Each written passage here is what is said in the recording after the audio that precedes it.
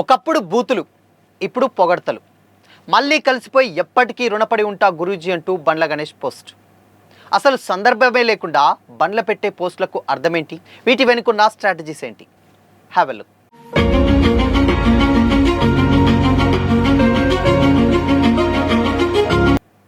Hi hello, welcome to Disha TV. Bandla Ganesh గురించి పరిచయం అవసరం లేదు. నటుడిగా సినిమాల్లో చిన్న చిన్న కామెడీ వేషాలు వేసుకునే స్థాయి నుంచి టాలీవుడ్ స్టార్ హీరోలతో వందల కోట్ల బడ్జెట్తో సినిమాలు నిర్మించేటువంటి నిర్మాత స్థాయికి ఎదిగిన వ్యక్తి ఆయన. తన వ్యవహార శైలితో, స్పీచ్లతో వార్తల్లో ఎప్పుడూ నిలుస్తూ ఉంటారు. బండ్ల గణేష్ ఎప్పుడు ఎవరిని పొగుడుతారో, ఎందుకు విమర్శిస్తారో ఎవరూ ఊహించలేరు. ఒకసారి పొగిడినటువంటి వ్యక్తిపైనే మరో సందర్భంలో విమర్శలు సైతం గుప్పిస్తారు. విమర్శించిన వ్యక్తిని మళ్ళీ ఆకాశానికి ఎత్తేస్తుంటారు. మా ఎన్నికల టైంలో విలక్షణ నటుడు ప్రకాష్ రాజ్పై పొగడ్తల వర్షం కురిపించిన బండ్ల గణేష్ రీసెంట్గా ఆయనపై తీవ్ర విమర్శలు చేసిన సంగతి తెలిసిందే. అదేవిధంగా ఒకప్పుడు డైరెక్టర్ త్రివిక్రమ్ శ్రీనివాస్ను తీవ్ర పదజాలంతో దూషించిన బండ్లన్న ఇప్పుడు ఆయనపై ప్రశంసలు కురిపించారు. ఎప్పటికీ రుణపడి ఉంటారంటూ ఆయన మీద ప్రేమాభిమానాలు చాటుకున్నారు. ఈ మేరకు సోషల్ మీడియాలో పోస్ట్ పెట్టారు బండ్ల. త్రివిక్రమ్తో కలిసి దిగినటువంటి ఫోటోలను షేర్ చేస్తున్నారు. థ్యాంక్ యూ గురూజీ, మీ ప్రేమ, ఆప్యాయత, ఆశీస్సులకు హృదయపూర్వక ధన్యవాదాలు. మీరు నిండు నూరేళ్లు ఆరోగ్యంగా, ఆనందంగా, చల్లగా ఉండాలని, ఆ తిరుమల శ్రీ వెంకటేశ్వర స్వామి వారి ఆశీస్సులు మీకు ఎల్లప్పుడూ ఉండాలని మనస్ఫూర్తిగా కోరుకుంటున్నాను.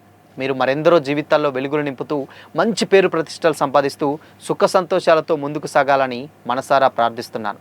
మరొక్కసారి థ్యాంక్ యూ గురూజీ, మీ ప్రేమాభిమానాలకు ఎప్పటికీ రుణపడి ఉంటాను బండ్లన్నని ఎక్స్లో పోస్ట్లో రాసుకొచ్చారు.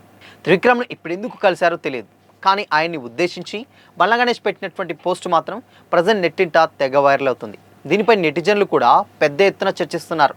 గతంలో త్రివిక్రమ్పై ఆయన తీవ్ర విమర్శలు చేశారనే విషయాన్ని గుర్తు చేస్తున్నారు. తన దేవుడు పవన్ కళ్యాణ్కు తనకు దూరం చేస్తుంది త్రివిక్రమ్ అన్నట్టుగా బండ్లన్న ఓ సందర్భంలో ఆరోపణలు చేశారు.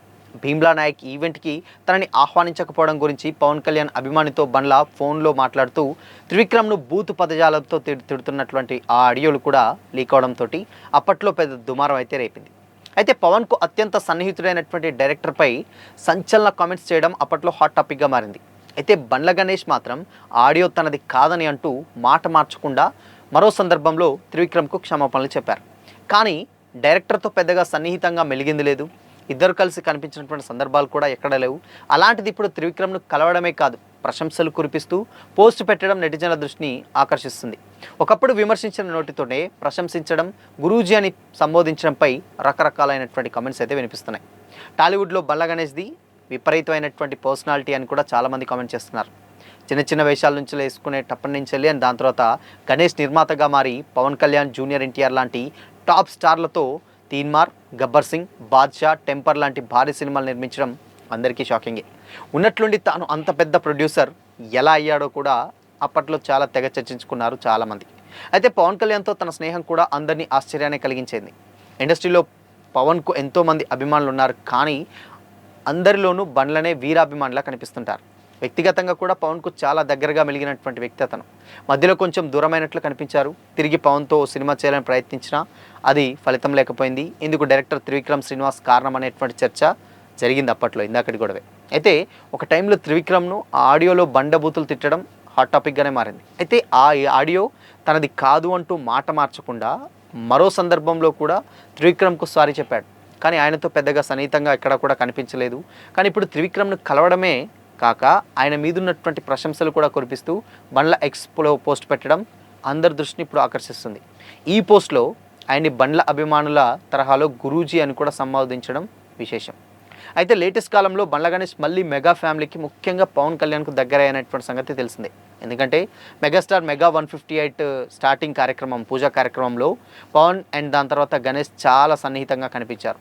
ఒకరినొకరు హక్ చేసుకొని నవ్వుతూ ఫోటోలు దిగారు. ఇదే టైంలో పవన్ కళ్యాణ్కు తనకు దూరం చేస్తున్నారని ఆరోపించిన త్రివిక్రమ్ శ్రీనివాస్కి కూడా బండ్ల గణేష్ దగ్గరయ్యారు.